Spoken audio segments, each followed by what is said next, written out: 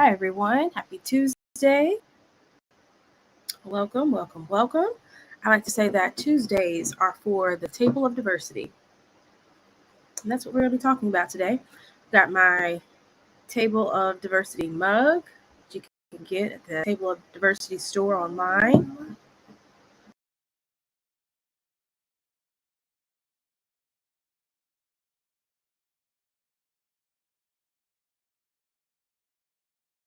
And today we're going to talk about the table of diversity. So, welcome. Thanks so much for joining.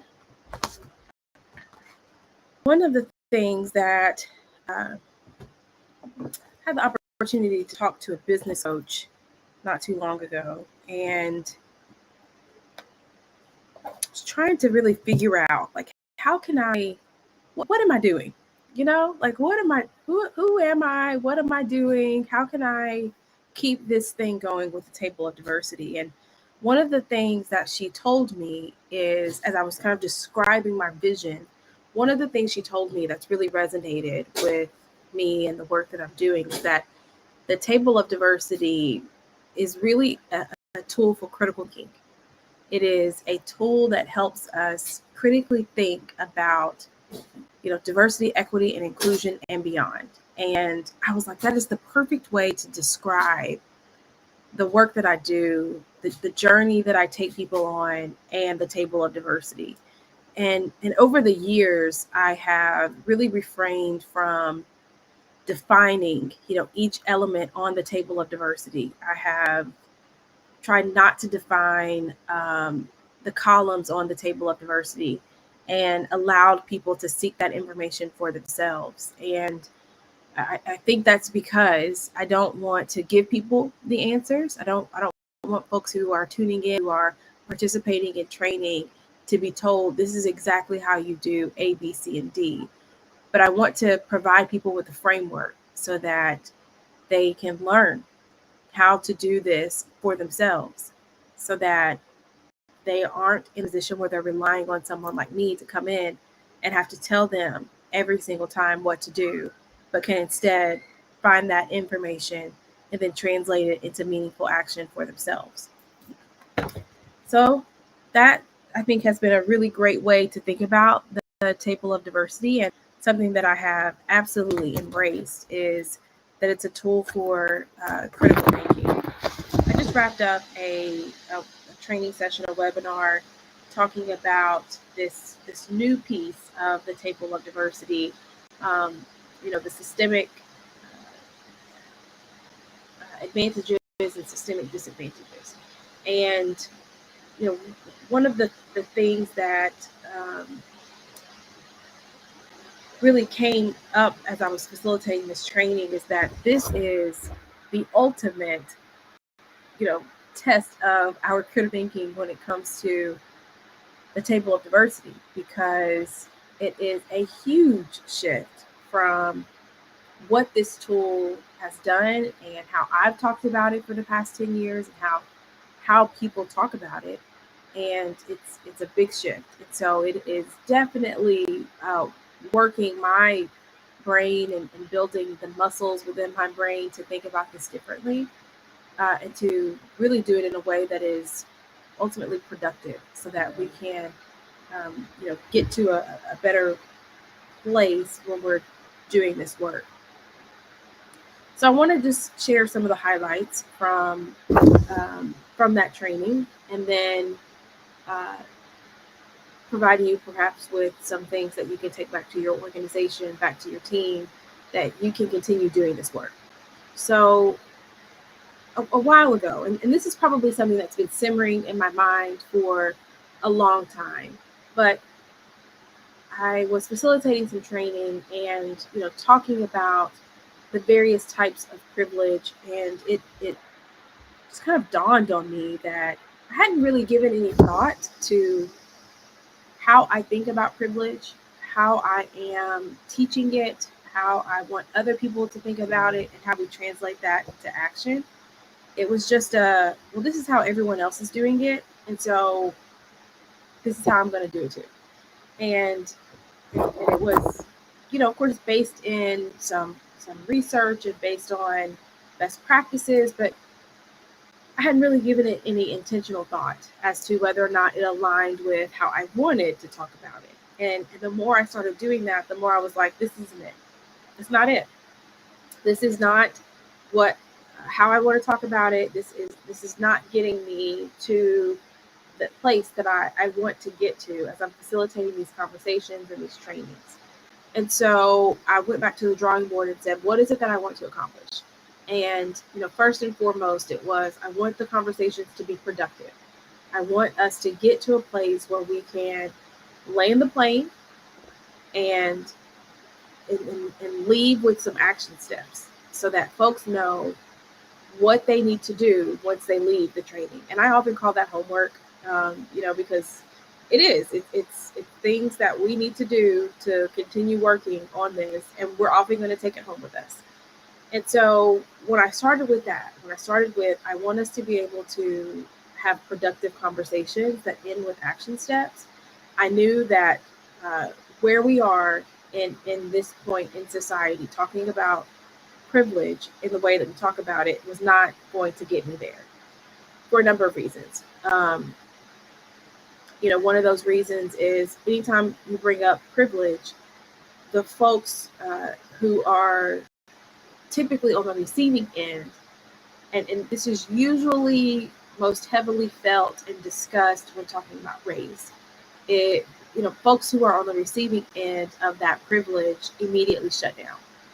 They're like, nope, not doing this. I know how this goes. I'm going to be seen as the villain. I'm going to be seen as the person who did the most wrong.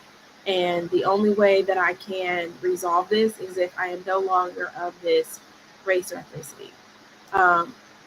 And of course, that's not how we want people to feel. We don't want folks to feel like that, there's no changing anything. The other thing is that, folks are like, well, I'm not privileged because I worked hard, or because I grew up poor, or I grew up X, Y, and Z, or, whatever, to kind of disprove or to counteract whatever type of privilege we're discussing, which in most instances, people just think about race.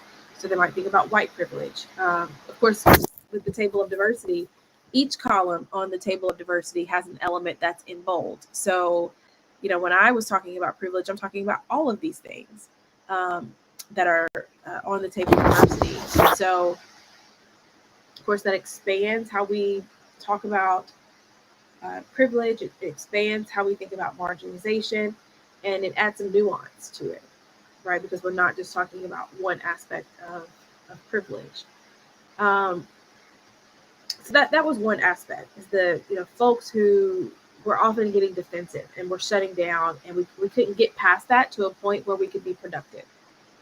The other thing that I think was really limiting how productive we could be is that the conversation on privilege focuses squarely on people. There's not a whole lot of conversation on the system. And when I say people, the recipients, right? It's not the folks who created the system. It's rarely the folks who are actively doing things to maintain the system. They are the recipients of the system.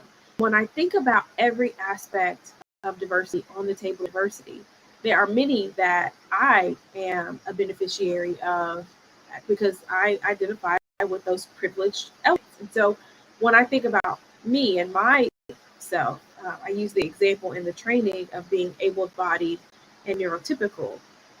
When I think about being privileged in that way, and I think about how am I using my privilege to facilitate meaningful change, it's often at a very micro level. It's at the local level. It's like, and I just call it, I'm treating people with respect, right? But I think the goal, at least my goal, when I'm going in and I'm talking to leaders and managers and organizations and teams, it's not just how can we be nice to one another.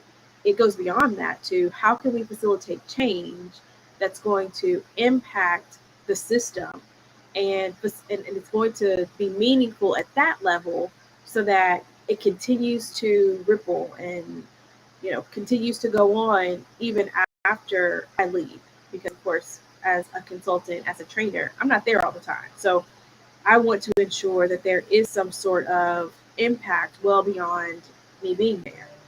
And so when I think about that, when I think about um, knowing that most of the people in the room are probably not the people who created the system, they are not the people who are responsible for creating policies and procedures and norms and laws that could influence the system. Um, Privilege became hard to talk about, because it's like, okay, we're asking people to do something with their privilege, but those things that we're doing, or those things that we're talking about doing, are at the micro level. And I'm not saying that those things aren't important; they are. But when I think about equity, I think about it at the macro level. And I don't know that we've gotten that far in the conversation yet, that people can really understand, here's how you can think about privilege as it relates to things at the macro level. And so that was the really big thing that got me thinking, okay, there has to be a mindset shift in how I am talking about it and thinking about it, how I am prompting other people to talk about it and think about it. And then, in terms of the table of diversity, where the kind of like gotcha, as we're talking about it, are the bold elements. How are we thinking about those differently so that it naturally progresses into a conversation on, those systemic advantages and disadvantages? So when I sat back and I thought about all of that, I was like, okay, something's got to change, because it's not naturally happening where we talk about privilege and then talk about the systems. And so I wanted to be as overt as possible when thinking about the new verbiage that I would use, and systemic advantage and disadvantage just made the most sense. And I got a lot of feedback from folks on various social media channels that really helped inform that decision, and really made it easy, because it was like, okay, there are other folks who perhaps hadn't really put much thought into the language that we're using to really describe what's happening. But it sounds like now that we're shining a spotlight on this, there are some things that we could change. And as I was facilitating this training today, it became abundantly clear that this change is necessary. It's a meaningful change, and it's going to really just change how folks are engaging in this work. So let me break it down a little bit. When I think about systemic disadvantage and systemic advantage, of course, systemic is the key word here, because we're looking at the system. So we're shifting from the person, perhaps the recipient of the advantage, or the recipient of the privilege, to the system that allows for the opportunity for the person to be advantaged or have some sort of privilege, right? Because now we're saying, okay, we're not going to blame you for being the recipient of something, especially because you didn't create it. Chances are you don't even know how it came to be in existence. But now let's talk about this system. Let's shine a spotlight on the system that exists, and how we can shift it so that the folks who are being disadvantaged by this system, we can shift that so that they can become advantaged as well. Because that's the goal, right? Is to ensure that everyone is being advantaged by the system. Everyone has the opportunity to receive the benefits and the advantages of the systems. So first, what are the systems?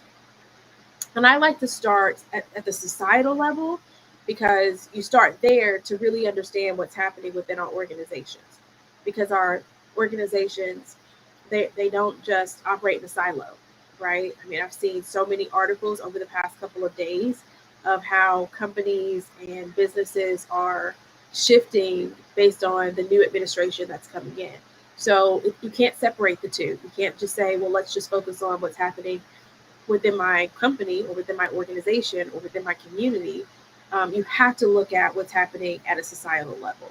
So when we look at the systems, the legal system is a system, the healthcare system, the education system, all of these different entities that exist are systems that are comprised of laws, that are comprised of rules, norms, you know, people who are at the top, who are in charge. And then there's this trickle down effect of people who perhaps are the front lines, who are executing and doing things on a daily basis to uphold the decisions that the people at the top are making. So each one of these things are systems. And when we look at what's happening within our organizations, there are things like policies and procedures and rules and norms and benefits that tie to each one of these systems, right? We should be able to pinpoint this particular policy is because of a law that was created in the legal system back in 1987, right? So if we can do that in piecemeal and kind of draw I think of like the maps that folks draw that show, the connections between things. If we were to do that, we could see that there's a connection between each of our policies and procedures and norms within our organization to each of these bigger overarching societal systems. One of the things that's important to know is that these systems are evolutionary, right? They're not revolutionary, meaning that they evolve over time, as opposed to you can see a distinct time and place where the system really changed from one thing to another. That's not how it operates. That's not how our society and systems operate. They are evolutionary, meaning that there have been small changes over time, progressively, that have gotten us to where we are today. That's why it is so important for us to be students of the past, because if you can see the evolution of the systems and how we got to where we are today, then you can better understand where are we going? What are we working towards? And then where have we fallen short? How can we continue to make progress in a way that is either continues the evolution or if there's enough steam that is revolutionary. So I think that's an important piece as we are really understanding, how do we really look at the systems within our organization to determine the systemic advantages and disadvantages. I used a couple of examples when I was just started reading this book. It's called The Woman They Could Not Silence. Let me know in the comments if you've heard of this book or if you've read this book before. I just started this past weekend. It's a nonfiction book. It's based on a woman's true account of her experience. She kept a number of journals over her lifetime that kind of documented her experience. But it reads like a fiction book. I mean, it reads like something you'd see on like the Real Housewives of whatever. It is so engaging. But the book is about a woman, a wife, who was committed to an insane asylum by her husband. And this was in the 1800s. And back in those days, women, especially women who were married, did not have any rights. When you're married, you kind of signed over all your rights to your husband. And so it was just based on the husband's account, whether or not, wives could be committed to an insane asylum. And this husband decided to commit his wife to an insane asylum. And one of the reasons that was listed was because hysteria. Essentially, she had a mind of her own. She was very outspoken and said what she was thinking, all very much valid thoughts. I mean, we would look at it today and be like, okay, she said that, like that's very minuscule. But back in those times, she couldn't even say that. And so that's what led her husband to say, you know what? I do not want to deal with this anymore, and I'm committing you to an insane asylum. And that was it. And she went to an insane asylum. And the book is about how she freed herself from that. And so it's super interesting. But one of the pieces in the very beginning, it talks about this term hysteria and how it is from the Greek word hystera, which means uterus, and how hysteria could only be a woman's like mental disorder because women have a uterus, and whether they did or they didn't, they were still told that it's because you are a woman. But anyway, I was thinking about that, and then I was like, I've heard this before. I've seen this somewhere. I've read it somewhere. I've heard it in a podcast somewhere about this connection to hysterectomy. I was like, let me do some research because I know that I've seen this connection somewhere. And it is true. The word hysteria, which comes from the Greek word hystera, which means uterus, is connected to the word hysterectomy because that was the physical solution to this mental disorder that women were told they had back in the 1800s. And it's a word that we're still using today, right? You know, that the meaning may not be there, but the word is there. And it only takes a quick Google search to know that that's what that word meant. And even if the sentiment is not there, you know, where folks are like, oh, this hysteria that women have, so they have to get a hysterectomy. Think about all the times women are told that we are too emotional, right? Which is essentially what that hysteria meant, is exhibiting too high of an emotional level, which was then diagnosed as a mental disorder, which required the hysterectomy, so that removing all of your, female reproductive parts meant that you are now cured of hysteria. But think about that. Think about how today women are still combating this notion that we're too emotional. So that still lingers today, and it's something that we're still combating within our organizations as women are, wanting to achieve the top levels within leadership. We're still seeing it in politics. We're still seeing it in sports. We're seeing it everywhere. And so I think about all of those things. I think about, you have to go back in time. You have to go back to, the 1800s. You have to look at how we got to where we are today, which is an evolution. But there are still those sentiments that linger. There are still those pieces that are around. And you can do this with every element on the table of diversity.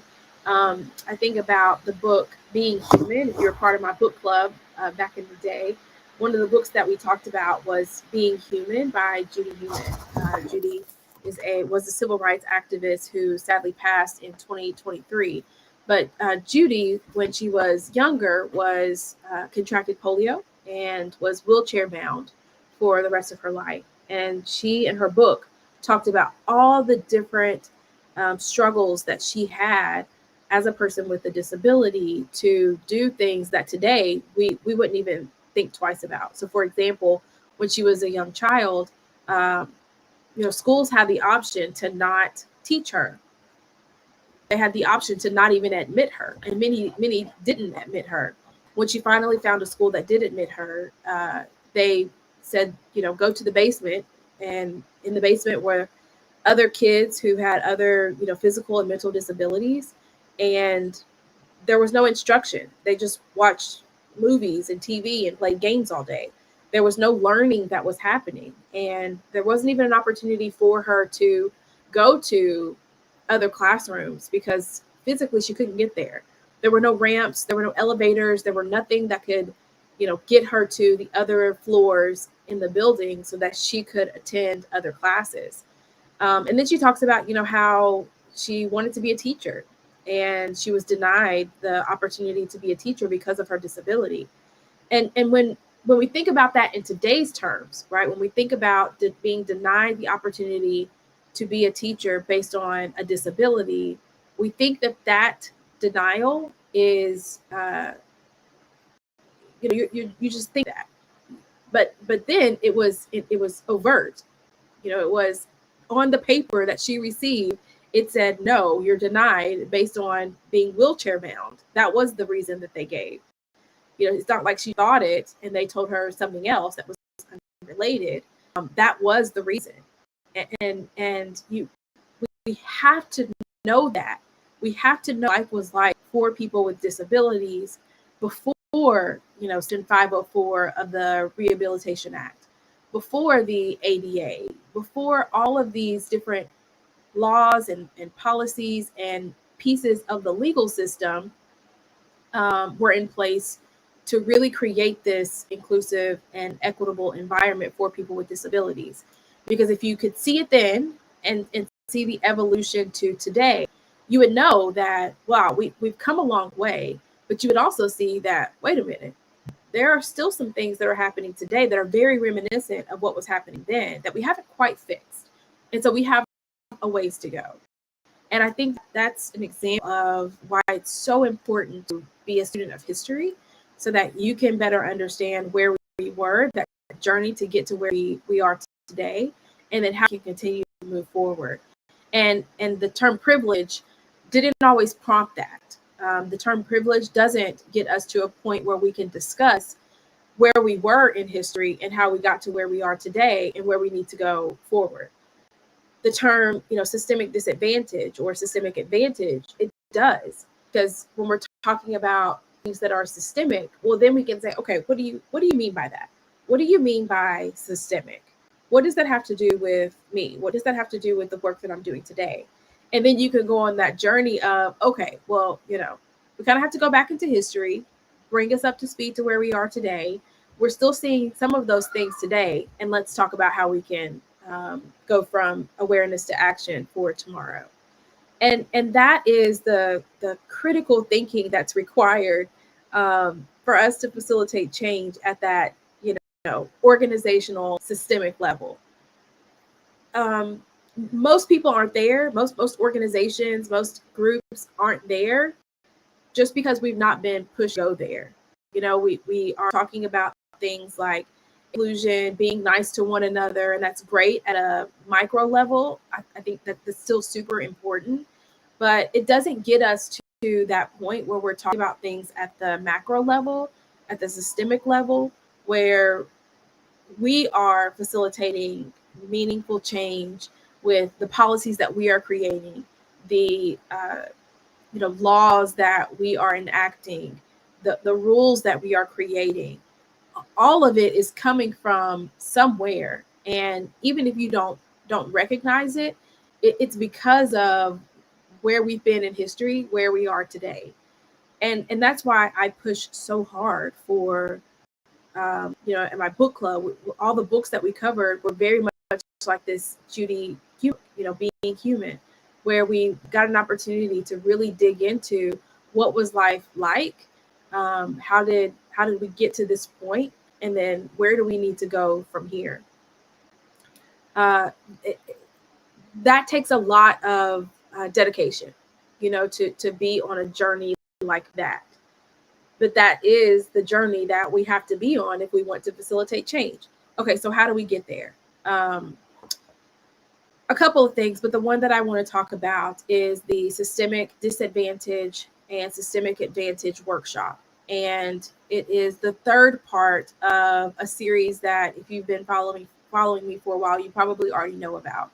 So the Table of Diversity really has two objectives. Now we're going to add a third. The first is to expand our definition of diversity and to really include elements of, identity and who we are as people. Make that a more commonplace in our conversations about diversity, people, all of those things. The second is to incorporate intersectionality and to really look at, that unique combination of identities, who we are, who our colleagues are, all of those things. And then this third piece, which, planted seeds along the way. So we planted seeds in the first, kind of Table of Diversity 101 training, where we're expanding our definition of diversity. We are introducing the concept of those systemic advantaged and disadvantaged identities because it's the bold elements on the Table of Diversity. In that intersectionality training, we're starting to dive deeper into the intersections of both the systemic advantage and disadvantaged identities as they intersect, as they combine, cross over, and create really this nuanced yet ultra realistic view of who we are and how we experience the world. And then this third piece is where we really dive into systemic advantage and disadvantage, where we start with what's happening at a societal level, and then how does that really influence what we are experiencing within our organizations. Because believe it or not, regardless of your role within your organization, you have the ability to influence directly and indirectly the systems that are at play. I think back to when I was working at a corporation. I was in the on the learning and development team, and in my department was learning and development. And then we also partnered with the industrial engineers. And that was probably my first interaction with industrial engineers. I never really knew what they did or had any contact with that particular industry, but it was probably most life changing and is the foundation for how I think about this systemic change that needs to happen. So, our first project working together, we were responsible for, and I worked at a retail organization. We were responsible for going into the stores and documenting every single process, every single thing that happened. We documented the step by step for how that was happening. If someone was working the register, completing a transaction, if they pressed this button, then that button, then there was some sort of exchange. We documented all of that. It was tedious, and for me, it was very frustrating because I would look at a process and say, "Well, that makes no sense.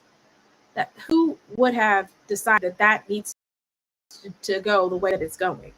I distinctly remember one of the processes that we were documenting. It was the refilling of cups at the coffee station, and it was just so backwards, right? Because they were, going, they were getting cups from the bottom of the kind of station and refilling. But then they'd go to the back and they'd get some of those cups and refill and then put some underneath. It was just the most ineffective, inefficient process. And I just kept thinking to myself, who, who, who told y'all to do this? Like, where did this particular process come from? And I would vocalize my dismay and just amazement at how this was a multi-million-dollar company and this is what was happening. And my manager would say, "But you're only looking at it today." Like, I distinctly remember her telling me, you only see what's happening today. Like, you don't see the year, 2 year, 5 year, 10 year decisions that have been made to get us to this point. When this process was created 10 years ago, it made perfect sense. It made sense based on the equipment that we had. It made sense based on the layout of the store. Like, all the things made sense. And it doesn't make sense today because the equipment's changed. It doesn't make sense because the layout of the stores have changed. There's just a lot of things that don't make sense.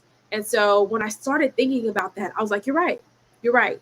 Like, I need to go to the subject matter experts. I need to go to the people who are responsible for creating these processes to better understand what was happening then that facilitated this particular process, this procedure.